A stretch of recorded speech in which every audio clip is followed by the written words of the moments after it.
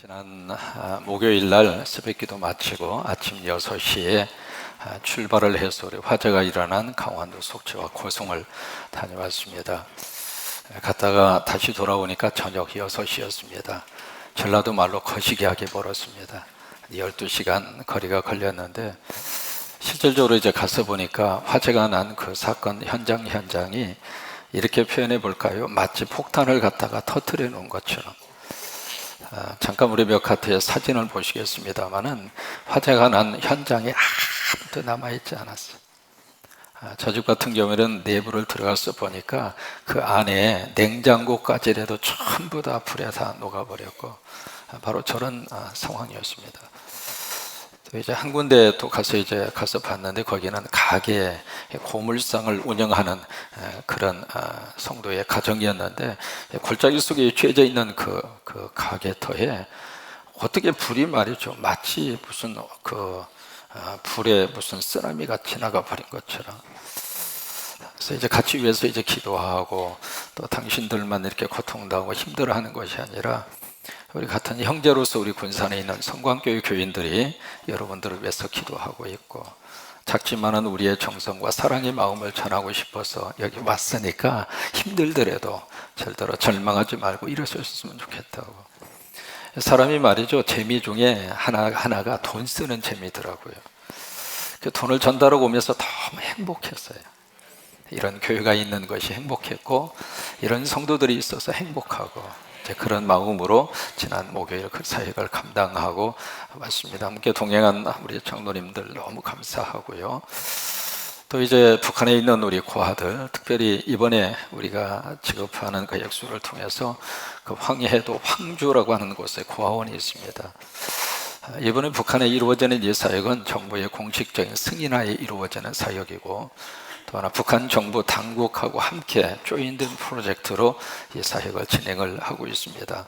거기에 총책임자는 한족입니다. 중국 사람이기 때문에 북한이 이제 자유스럽게 왕래할 수 있는 그런 분들이죠. 그래서 그분들이 책임을 지고 처음부터 시작을 해서 5월 말에 약 한 300만 톤의 밀가루가 현장으로 가게 될 것이고 거기서 이제 빵을 만들고 국수를 뽑아서 우리가 지급한 그 액수를 가지고 1000명의 아이가 한 달 동안 먹습니다.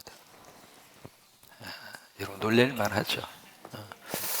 지금 이제 북한이 5월 달부터 시작을 해서 5월, 6월, 7월이 옛날 우리 어린 시절에 있었던 보릿고개입니다. 쌀도 다 떨어지고 보리는 아주 추수를 못하고 그래서 말 그대로 이때가 춘공기라고 하는 그 시절이 우리 어린 시절에 있었잖아요. 저도 이제 기억을 합니다. 하도 먹을 게 없어서 혹시 기억하십니까? 독색이라고 하는 거 그거 막 훑으러 다녔던 기억이 나는데 이제 5월 달부터 북한 그 특별히 어린아이들이 그런 굶주림과 허기진 그 시기로 들어서는데 우리의 전달한 그 액수를 통해서 바로 그 시기에 한 달 동안 우리 어린이들에게 점심이 제공이 되고 그런 사역이 이루어지게 될 것입니다. 여러분 거기에 대해서 다 현장의 사진과 더불어서 우리에게 투명하고 분명하게 전달 여부에 대해서 사진으로 보고 자료가 들어오게 될 겁니다. 여러분 이런 모든 일들을 할 수 있다고 하는 자체가 하나님의 은혜입니다. 앞으로도 예수님의 이름으로 많이 보냈으면 좋겠어요. 크게 아멘 하시면 더 좋겠어요. 예수님의 이름으로 많이 보냈으면 좋겠어요. 우리 교회를 위해서는 조금만 쓰고 우리들을 위해서는 조금만 쓰고 어떻게 쓰든지 예수님의 이름으로 세상으로 흘러보내고 군산 지역으로 흘러보내고 안 믿는 사람에게 흘러보내고 북한 동포에게 흘러보내고 저는 지금도 머릿속에 생생하게 던지는 찰리라고 하는 그 목사의 던지는 그 외마디 소리가 머릿속에 떠나지 않습니다. 그 양반은 미국 사람이에요. 근데 이분이 북한 선교를 거의 30년 이상을 북한 선교를 하신 분입니다. 그분이 이제 저한테 질문을 던지는 거예요. 차 목사, 당신은 같은 한국 사람인데 왜 여기에 굶주려져 있고 지금 병들어서 죽어가는 당신의 동포들에 대해서 그렇게 외면할 수 있느냐, 그리고 하는 말이 당신 정말로 크리스찬 맞냐고. 여러분 그 찰리라고 하는 목사의 그 말이 가슴속에 비수처럼 꽂혔어요. 여러분 예수 그리스도 안에서는 이념과 정치와 사상 뛰어넘는 것이 복음이에요. 복음은 아무런 장벽이 없어요. 복음은 딱 하나만 봅니다. 바로 사람만 봅니다. 근데 그 사람을 누가 만드셨는가? 하나님이 만드셨어요. 그 사람을 어떻게 만드셨는가? 하나님의 형상으로 만드셨어요. 그러니까 그것이 복음이 들여다보고 있는 인간에 대한 관점이에요. 거기에 무슨 사상을 입히고 거기에 무슨 이념을 미치고 거기에 무슨 주의를 갖다가 그런 거 아니에요. 앞으로도 이 재단과 우리 성도들을 통해서 하나님이 기뻐하는 그런 거룩한 역사가 계속 흘러가서 세계 곳곳에 우리 성광 때문에 수많은 곳에 놀라운 역사들이 임하게 되기를 주의 이름으로 축원합니다. 제 가슴 속에 평생 마음속에 울림을 주는 단어가 있습니다. 그 단어가 바로 뭐냐면 살림이라고 하는 단어입니다. 아마 성광교회 오셔서 예배 마칠 때마다 성광! 자다가도 일체할 정도로 식사를 하시고도 성광하면 밥알이 튀어나올 정도로. 왜냐하면 제가 제 가슴 속에 이 살림이라고 하는 단어가 너무 강하게 와닿았어요. 저는 이 살림이라고 하는 단어만 생각하면 너무나 행복해요. 그 단어만 머릿속에 기억을 하고 그 단어만 말을 할 때마다 속에서 막 에너지가 솟아나고 막 살맛이 나고, 목사가 좀 그러면 아멘 해주면 안 됩니까? 저는 그 단어만 생각하고 그 단어만 말해도 너무나 행복해요. 막 가슴이 뛰고 말이죠. 그것은 제가 목교를 시작했던 30대 초나 지금 이제 상당한 세월이 지나서 여기까지 왔습니다만은 지금까지도 마음속에 이민의 현장 20년 목표할 때도 그 살림이라고 하는 영성, 또 한국에 와서 다시 한번 제가 여기서 10여 년 이상 목회를 하면서도 이 단어가 마음속에 계속 막 맴도는 거예요. 살림이라고 하는 말은 살리다라고 하는 말의 명사잖아요. 근데 우리 성경에서 만나는 예수님, 저는 예수님을 어떻게 만났는가? 우리 성경에서 저는 예수님을 살림꾼 예수님으로 만났어요. 그러니까 예수님이 들어가는 장소마다 예수님은 다 살려주셨어요. 그래서 요한복음 6장 57절 자주 말씀드리는 구절이잖아요. 살아계신 아버지께서 나를 보내시면 내가 아버지로 말미암아 사는 것과 같이 나를 먹는 그 사람도 그 나가 누구예요? 예수님이에요. 예수님을 먹는 그 사람, 다른 사람을 말하는 것이 아닙니다. 예수를 믿어 예수를 먹은 사람, 그 예수가 내 안에 있는 사람. 살림꾼 예수를 먹는 사람도 살림꾼 예수 때문에 살리라. 살림꾼 예수님 때문에 살리라. 살림꾼 예수님 때문에 살리라. 그래서 우리가 성경에서 만나는 예수 그리스도는 살림꾼 예수님. 그 주님이 내 안에 들어오셔서 우리 마음을 살려주시고 우리의 생각을 살려주시고 특별히 우리의 언어를 살려주시고 우리의 내일의 희망, 내일의 미래에 대한 희망을 살려주시고, 여러분 예수님이 들어가는 장소마다 하나님의 거룩한 살림의 역사가 일어나게 될 줄로 믿으시면 아멘. 그래요. 그럼 우리가 어떻게 하면 이 살림꾼 예수님을 우리가 받아서 살림의 복을 받을까? 여러분, 살림꾼 예수님이 들어가는 장소마다 그 예수님을 통해서 다 살려주셨어요. 시각장애인 속에 예수님이 들어가니까 눈이 떠지는 살림의 역사가 일어났잖아요. 청각장애인 속에 예수님이 들어가니까 청각장애인이 귀를 들었잖아요. 12년 동안 지긋지긋한 병 때문에 말 그대로 땅의 가장 밑바닥 생활을 하던 그 여인 속에 예수님이 들어가니까 혈류 근원이 근원적으로 치료를 받고 살아났잖아요. 여러분, 예배를 드리면서 그 살림꾼 예수님 때문에 살림의 복 받으시기를 주의 이름으로 축원합니다. 예수님의 살림은 땅의 살림으로 끝나지 않아요. 하늘의 살림까지 해주신 분이 예수 그리스도예요. 육만 살려주시는 분이 아니에요. 영혼도 살려주시는 분이 예수님이세요. 예수님이 십자가를 지셨어요. 우리 죄로부터 우리를 살려주려고. 예수님이 부활하셨어요. 영원한 생명의 살림을 우리에게 주시기 위해서. 그러면 어떻게 하면 우리가 이 살림꾼 예수님을 만나서 우리가 살림의 복을 받을 수 있을까? 오늘 성경에서 세 가지로 말씀을 하시고 있습니다. 첫째로 바로 뭐냐면 주일 성수입니다. 여러분, 9절의 말씀을 보실까요? 9절의 말씀에 오늘 본문의 말씀이 그렇게 시작을 하고 있습니다. 성경을 펴셔서 9절의 말씀 같이 한번 보십니다. 예수께서 안식후 첫날 이른 아침에 어떻게 크게. 이른 아침에 어떻게? 이른 아침에 어떻게? 자, 보세요. 여기 안식 후 첫날이 어느 날일까? 지금으로 말하면 주일입니다. 유대인들은 철저하게 안식일을 지키지만은 우리 크리스찬들은 어느 날을 지키는가? 주일을 지킵니다. 여러분, 왜 우리가 주일을 지킬까? 두 가지 이유가 있습니다. 첫째로 주일날 누가 부활하셨어요? 예수님 부활하셨습니다. 그래서 여러분, 이 주님의 날 주일은 어떤 날이냐면 부활하는 날입니다. 여러분, 주일 성수하면 부활의 주님이 내 안에 들어오셔서 우리를 다시 살려주십니다. 세상 살다가 보니까 이런 일 저런 일 문제, 그것에 의해서 우리 스스로가 낙심해져 있고, 그리고 때로는 절망하고 있고, 말 그대로 우리가 죽은 상태예요. 그러다 보니까 피곤하고, 그러다 보니까 삶에 대한 의미도 다 놓쳐버려요. 그날이 그날이고. 그렇게 살던 우리들이 이렇게 주일날 와서 예배 드리면서 부활의 예수님을 우리가 만나는 거예요. 그래서 부활의 살림꾼 예수님을 만나서 우리가 이 주일 성소를 통해서 그 예수님이 우리를 다시 살려주세요. 여러분, 예배 드릴 때마다 하나님 우리를 만나셔서 우리를 살리세요.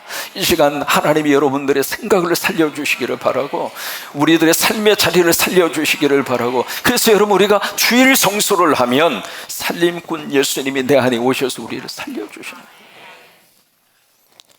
또 하나, 우리가 왜 주일을 지켜야 되는가? 이 주일은요, 주님의 날입니다. 그래서 주일이라고 그런 거예요.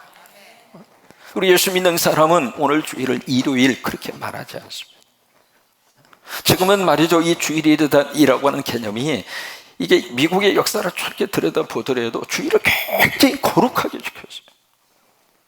처음에 이 주일이라고 하는 것을 영어로 Holy Sabbath Day라고 그랬어요. 거룩한 안식일이다. 그러다가 좀 시간이 지나니까 홀리라고 하는 말을 빼고 그냥 Sabbath Day, 그러니까 주일을 안식일이다, 그렇게 이제 부르더라고요. 그러다 이제 조금 세월이 지나면서 로드스 데이, 그러니까 주님의 날이라, 그렇게 이제 이름이 좀 달라졌어요. 그러다가 언제부턴가는 홀리데이, 그러니까 주일이 쉬는 날이 돼버렸어요. 그러다가 요즘에는 어떻게 부르냐면 위켄드라고 합니다. 윗엔드, 윗이라고 하는 게 주를 말하거든요. 한 주, 두 주. 그 다음에 엔드라고 하는 게 끝이거든요. 그러니까 이 주일이 없어져 버리고 주말이 돼버린 거예요. 여러분, 이 주일은 그런 날이 아니에요. 이 주일은 주님의 날이에요. 이 주일은 예수님의 날이에요. 우리 날이 아닙니다. 그렇기 때문에 이 주일을 지킬 때 살림의 예수님의 내 안에 오셔서 우리를 다시 축복하시는 거예요. 전 세계 어느 달력을 보더라도 여러분, 주일은 색깔이 무슨 색깔이에요? 다 빨간색입니다. 여러분, 왜 그래요? 빨간색으로 칠해진 이유가 있습니다. 왜 그럴까요? 첫째로 보혈의 피로 다 씻음 받는 날이에요. 그래서 빨간색입니다. 다른 것으로는 우리가 지은 죄를 씻음 받을 수 있는 길이 없는데, 이 주일을 지키면 주님이 우리를 보혈의 피로 다 씻으셨어요. 살면서 지은 죄를 다 용서하시고 거룩하게 하시고, 그래서 빨간색이에요. 여러분, 여자분들 화장하시고 립스틱 바를 때 깜정색이에요? 빨간색이에요? 왜 빨간색 발라요? 마지막 탁 하면서 주여 내 입술을 정결케 하여 주시옵소서. 마지막에 립스틱 바를 때 졸으시면 안 돼요. 졸면 갑자기 이렇게 탁 해서 위로 올라가 버려요. 또 두 번째로 왜 주일날 빨간색으로 그렇게 표시를 했을까? 이유가 있습니다. 여러분, 달리다가도 적색 신호가 딱 나오면 멈춰야 돼요? 계속 가야 돼요? 멈춰야 돼요. 엿새 동안 부지런히 일을 하다가도 주일이 되면 딱 끝나는 거예요. 딱 스탑하고. 여러분, 멈추지 않고 질주해서 계속 달려가면 사고 나는 거예요. 그러니까 오늘 이 주일에 딱 멈추어 서서 세상 일 뒤로 하고 하나님 앞에 나와서 예배 드리고 기도하고 찬송하고 하나님의 말씀을 듣고, 여러분, 이 시간에 바로 이 주일 성수하는 이 시간에 살림꾼 예수님이 오셔서 우리 한 사람 한 사람 다 살려주시는 거예요. 주일 성수는 믿음의 기본이에요. 파운데이션이에요. 여러분, 기본이 흔들리면 다 무너지는 거예요. 군대에 가면 가장 많이 시키는 것이 제식훈련이에요. 그거요, 한 10분만 하면 다 머릿속에 들어와 있습니다. 그래도 계속 제식 훈련을 시켜요. 근데 보면 가끔 가다가 제식 훈련 이렇게 해야 되잖아요. 해야 되는데 어떤 중 보면 이러고 가고 있어요. 이러고. 기본이 안 되어 있으면 다른 게 다 무너지는 거예요. 여러분, 주일 성수는 믿음의 기본이에요. 어떤 일이 있어도 주일 성수하세요.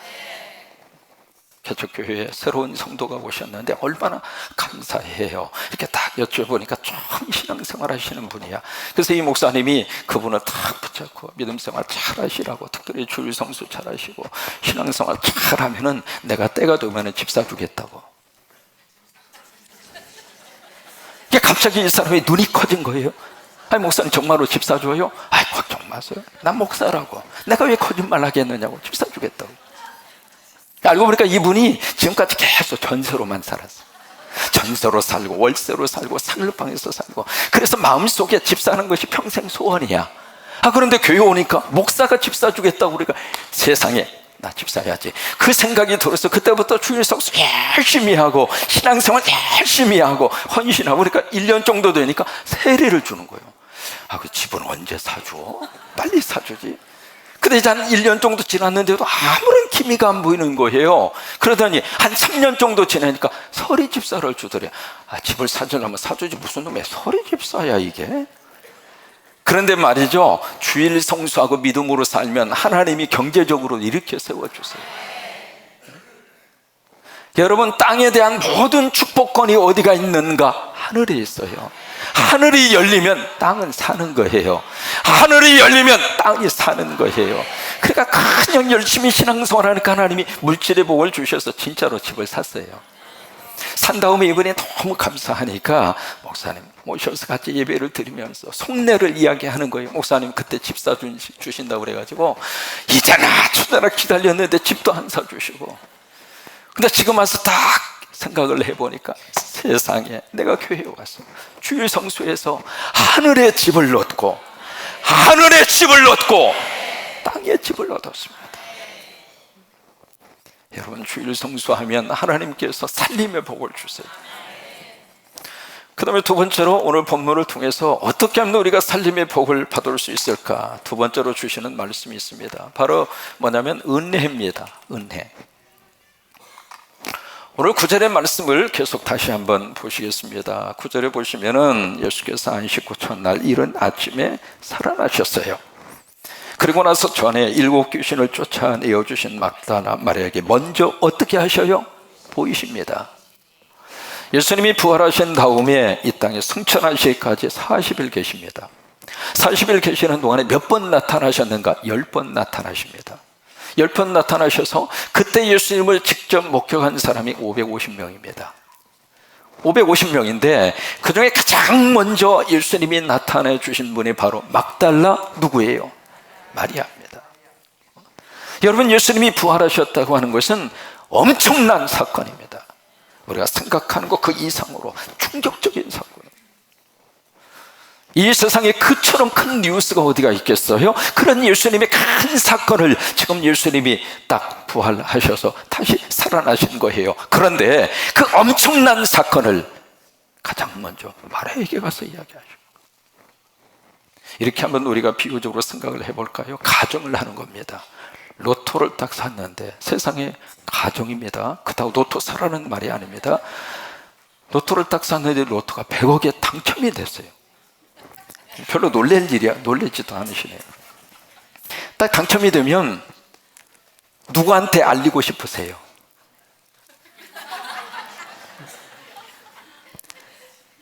여러분 한번 생각을 해보세요.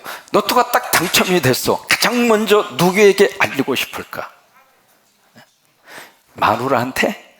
에이. 자식한테? 에이. 부모한테? 오! 목사님한테? 에이!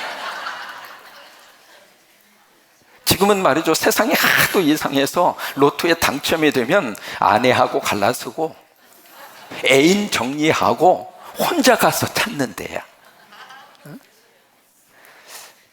만약에 로또에 당첨이 됐다면, 지금 예수님의 부활은 로또 당첨보다도 더 큰 사건이에요. 크게 하면. 근데 그 일 앞에 우리가 상식적으로 생각하면 가장 먼저 가서 알려야 될 분이 예수님의 어머니예요. 십자가 돌아가시면서 슬피 울고 있는 어머니 요한에게 부탁하고 가셨잖아요. 아마 모르긴 몰라도 몸져 누워서 끙끙 앓고 있을 거예요. 내 아들이 십자가에 죽었다고. 그러면 그 어머니에게 찾아가서 어머니 나 살았어요, 더 이상 울지 마세요, 나 부활했어요. 그러면서 예수님의 어머니를 위로하고 부활의 그 사실을 어머니에게 알렸어야 정상 아니겠어요? 또 하나, 예수님이 부활하신 그 사건을 베드로에게 알리는 것이 더 합리적이었잖아요. 3번씩이나 예수님 부인하고 제자 가운데 수제자고, 아니면 예수님이 빌라도에게 딱 나타나서 당신은 나를 죽였지만 나 살았어, 잘 봐, 여기 봐, 나 살았잖아. 그러면서 빌라도에게 부활하신 예수님의 그 사건을 빌라도에게 알렸어야 옳았을 것이에요. 그러나 예수님은 여자에게 나타나셨어요. 왜 그랬을까? 아이 목사님 그거 정답이 있어요. 뭐예요? 그랬더니 여자 입속에 들어가야 빨리 전파가 되니까. 여러분, 그 당시에는 증인이 말이죠, 여자와 남자 증인이 똑같이 서서 증거를 하면 여자의 증인은 증거로서 채택을 안 합니다. 그런 시절이에요. 근데 어떻게 예수님이 막달라 마리아에게 나타나셨을까? 여러분, 이유가 있습니다. 여러분, 막달라라고 하는 장소, 지난번 말씀드렸던 기억이 나는데, 이 지도잖아요. 이쪽이 지중해라고 하는 바다고요. 이 지도는 계속 우리 머릿속에서 떠나면 안 돼요. 여기가 갈릴리고 여기가 사해고 여기가 뭐예요? 나일강이고. 근데 여기 갈릴리의 바다 가운데쯤 이루딱 해서 여기가 이제 헐몬산이라고 하는 산이 있고요. 헐몬산 밑에 이 갈릴리 위에 여기에 위치해져 있는 마을이 하나 있습니다. 이 마을이 가버나움이에요. 이 가버나움이라고 하는 마을이 전체 갈릴리 사역의 헤드쿼터입니다. 거기서 5km 정도 밑으로 떨어진 지점에 있는 한 도시가 있습니다. 이쯤이라고 표시를 해볼까요? 이 도시가 바로 게네사렛이라고 하는 도시입니다. 구약 성경에는 히브리 말로 기네렛이라고 그랬습니다. 여기에서 갈릴리 이름이 게네사렛 호수라고 하는 이름이 여기서 나온 거예요. 그 다음에 여기에서 위쪽으로 3km 정도 떨어진 이 정도라고 표시를 해보면 이 지점에 있는 마을이 막달라입니다. 막달은 우리식으로 막달라고 그래서 막달라가 아니라 망대라고 하는 뜻입니다. 예수님 당시에 이 마을에서 뭐가 있었는가? 제조업이 그렇게 융성하게 일어났어요. 근데 마리아는 바로 그 마을 출신이에요. 우리식으로 말하면 군산댁 마리아입니다. 또 마리아가 많으니까 그래서 지역 이름을 갖다가 붙여서 막달라 출신 마리아, 그렇게 이제 붙인 거예요. 근데 이 마리아가 어떤 과거적인 경력을 가지고 있는가? 9절에 그렇게 성경에 표현을 하고 있습니다. 9절에 보시면 전에 7 귀신을 쫓아내어 주신 막달라 마리아.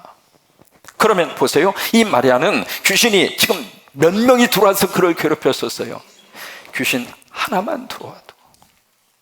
근데 7 귀신이 들어왔다는 이야기는 철저하게 귀신에 눌려서 불행한 삶을 살았어요. 근데 이 마리아가 예수님을 만났어요. 살림꾼 예수님을 만나서 이 귀신이 떠나간 거예요. 여러분, 예수님 만나면 귀신이 떠나갑니다. 그 어느 귀신이라 할지라도 예수님의 이름 앞에 물러서지 않을 귀신이 없습니다. 이 시간도 예수님의 이름으로 명하노니 모든 마귀와 사탄은 물러갈지어다. 아멘 하는 순간 내 생각과 마음속에 있는 귀신이 떠나간다. 철저하게 의로운 삶을 살았던 한 여인, 가슴속에 한을 품고 철저하게 왕따당하고 고독함과 죽지 못해 사는 한 맺힌 인생을 살고 있는 이 여인이 살림꾼 예수님을 만나서 치유함 받은 거예요. 그리고 나서 이 마리아는 가슴속에 뭐가 있었는가? 오직 예수입니다. 앉아도 예수, 서도 그 예수 때문에 내가 이렇게 살고 있구나. 그것이 마리아가 가지고 있는 은혜의 영성이에요. 은혜라고 하는 큰 그릇을 마리아가 지금 가지고 있었던 거예요. 그 은혜의 그릇이 있었으니까 부활하신 예수님이 마리아에게 와서 왜 마리아에게 나타나셔서 만나주셨을까? 마리아처럼 정직하고 그리고 담대하게 부활의 증인으로 쓸 수 있는 사람이 가장 가깝게 느껴지는 사람이 마리아였으니까. 그래서 그 사실을 먼저 마리아에게 이야기한 거예요. 우리가 언제 살림꾼 예수님을 만날 수 있을까? 은혜의 그릇이 있습니다. 여러분 예배 드릴 때마다 큰 은혜의 그릇을 가지고 오세요. 오늘도 주님이 나를 만나주시고 오늘도 내 길을 들어주시고 주님이 오늘 내 예배를 받아주셔서 우리 가정 속에 하나님의 살림의 복을 내려주시고 우리 자녀 속에 살림의 복을 내려주시고, 그래서 여러분 은혜의 자리, 은혜의 그릇, 은혜의 사이즈를 가지고 주님 앞에 나오면 살림꾼 예수님이 우리 살려주신다. 세 번째로, 어느 때 우리가 살림의 복을 받을 수 있을까? 바로 성령 충만입니다. 10절에 보시면 기가 막힌 역사가 그 다음에 이어지고 있습니다. 10절에 보시면 마리아가 가서, 이게 예수님 만나서 마리아가 간 거예요. 가서 예수와 함께 있던 사람들, 그 사람들이 누구냐면 바로 예수님을 따라다니던 무리들, 아니면 디사이플 제자들, 그들이잖아요. 그러니까 그들에게 마리아에게 가서 딱 가서 보니까 슬퍼하고 울고 있어요. 왜? 예수님이 십자가에 돌아가셨으니까. 그러니까 너무나 슬퍼하고 통곡하고, 그리고 지금 울고 있는 거예요. 울고 있는 중에 이 일을 알립니다. 이 일이 무슨 일인가? 두 가지의 일입니다. 12절이거든요 11절이거든요 첫째로 예수님이 살아나셨다, 이것을 이제 알린 거예요. 그 다음에 두 번째, 내가 봤다. 두 가지를 이야기하는 거예요. 자, 보실까요? 사랑하는 사람은 지금 돌아가셨어요. 돌아가셔서 지금 지금 장례식 치르고 나서 슬픔 속에 통곡하고 그리고 눈물을 흘리고 있습니다. 그때 갑자기 어떤 사람이 딱 와서 하는 말이, 안 돌아가셨다고, 다시 살아나셨다고. 여러분, 그 말이 딱 들려주면 어떤 반응을 보이는 게 정상입니까? 막 지금 울고 있는데, 자, 물어보세요. 땅을 치고 막 통곡하고 울고 있는데 안 돌아가셨다고, 다시 살아나셨다고, 그 말이 딱 들려오면 일반적인 반응이라면 그러면서 눈물을 그치고 놀래면서 막, 그게 정상이잖아요. 그런데 막 울면서 하는 말이 진짜 죽어버렸다고, 무슨 이야기 하느냐고, 죽었다고, 그래서 계속 울고 있는 거예요. 그러면서 여기에 마리아가 증거해주는 이 일, 그 두 가지의 사실에 대해서 여기에 이 사람들의 반응이 바로 뭐냐면 11절에 보시면 듣고도 믿지 아니하니라. 여러분, 믿음은 하나님이 주시는 선물이에요. 이성적으로 내가 확인했다고 해서 믿음이 생기는 게 아닙니다. 내가 들었다고 해서 믿음이 생기는 게 아니에요. 하나님이 역사하셔야, 믿음의 문을 열어주셔야, 그래야 그 믿음이 내 안에서 확 하고 일어나요.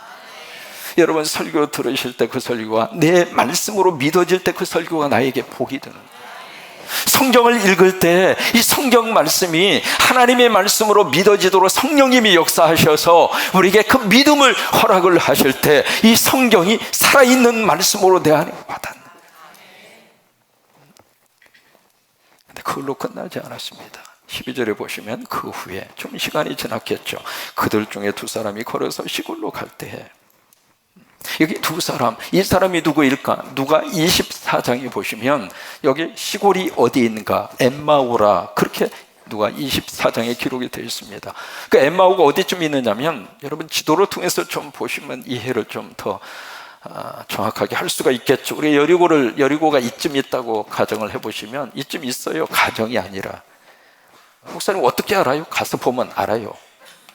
여기 있어, 여리고. 지금도 여리고가 있어요. 이 여리고에서 약간 30km 정도 내륙으로 들어서 보면 여기가 이제 예루살렘이 여기 있어요. 예루살렘이 이제 이쯤 위치해져 있고요. 이 예루살렘에서 그 밑에 위치해져 있는 마을이 베들레헴이에요. 예수님이 태어난 장소죠. 여기에 이제 예수님의 탄생 기념 교회당이 여기 있습니다. 지금은 이제 베들레헴을 PLO라고 그래서 팔레스타인 자치기구가 베들레헴을 차지하고 있습니다. 이 엠마오는 어디쯤 있느냐면, 이 예루살렘에서 위쪽으로 약 한 11km 정도 위쪽으로 올라가서 지중해 쪽으로 약간 치우쳐져 있는 이쯤에 엠마오라고 하는 마을이 있어요. 그러니까 예수님의 제자 가운데 두 사람이 예루살렘에 있다가 시골 이 엠마오로 가고 있는 거예요. 가고 있는데 여기 보시면은 12절에 예수님이 다른 모양으로 그들에게 또 나타나신 거예요. 나타나셔서 그 다음에 13절에 보세요. 그 이제 나타나시니까 13절, 두 사람이 가서 남은 제자들에게 알리었으되. 여기 보시면 이 두 사람이 누구일까? 누가 24장에 보시면은 그 사람 중에 한 사람의 이름을 성경이 기록합니다. 글로바예요. 이 글로바가 누구냐면 예수님의 아버지하고 형제지간입니다. 그러면 예수님하고 글로바는 무슨 관계냐면 삼촌이에요. 그 다음에 이름이 기록이 되어져 있지 않는 또 한 사람은 그 글로바의 아들로 추측을 합니다. 그 아들의 이름이 시므온입니다. 그러면 그 시므온과 예수님과의 관계는 사촌지간이에요. 그러면 그 두 사람이 13절에 보세요. 그 두 사람이 가서 남은 제자들에게 알리었을 때 뭘 알렸을까? 두 가지예요. 예수님이 살아나셨다. 그 예수님 내가 봤다. 그 두 가지를 알린 거예요. 그런데 역시 믿지 아니하니라.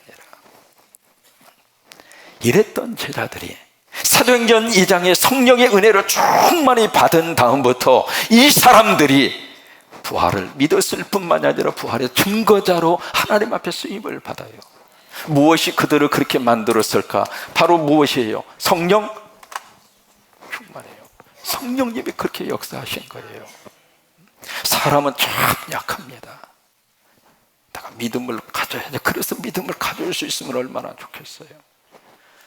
순간순간 우리는 넘어지기 쉽고요, 그리고 무너지기 쉽고요. 한순간에. 여러분, 여기에 종이 한 장 있습니다만 이 종이 쉽게 찢어집니까? 안 찢어집니까? 가볍게 찢어져요. 어떤 의미에서 종이보다도 우리가 더 약합니다. 근데 이 종이를 성경책 속에다 딱 집어넣으면 이거 쉽게 찢어집니까? 안 찢어지는 거예요. 그러니까 우리 나 스스로가 서 있을 때에는 아무리 과학적인 거로 증거가 되고 뭐 눈으로 확인을 했다고 하는 말을 들었어도 내 안에서 이성을 가지고 영성의 세계를 제대로 받아들이지를 못하더라, 그 말이에요. 믿음이 없는 거예요. 여러분, 성령 충만의 반대는 뭐냐면 나 충만입니다. 나 충만. 그러니까 성령님이 계시지 않으면 누구만 있는가? 나밖에 없어요. 그러니까 나로 충만하면 그 살림꾼 예수님이 내 속에 들어오질 못해요. 히틀러라고 하는 사람 아시잖아요. 원래 히틀러가 꿈이 화가 지망생이었습니다. 그림을 그렇게 잘 그렸어요. 1913년도에 히틀러가 그린 그림이 있습니다. 그 그림이 무슨 그림이냐면 아기 예수님과 아기 예수님의 어머니 마리아, 그 그림을 그린 거예요. 이분이 어렸을 때 얼마나 믿음을 가지고 어렸을 때부터 성경을 그렇게 많이 암송하고 찬양을 그렇게 잘하고, 그래서 히틀러의 어렸을 때의 별명이 꼬마 목사입니다. 그랬던 사람이에요. 그랬던 히틀러가 여러분 우리가 아시는 것처럼 역사의 살인마로. 왜 그래요?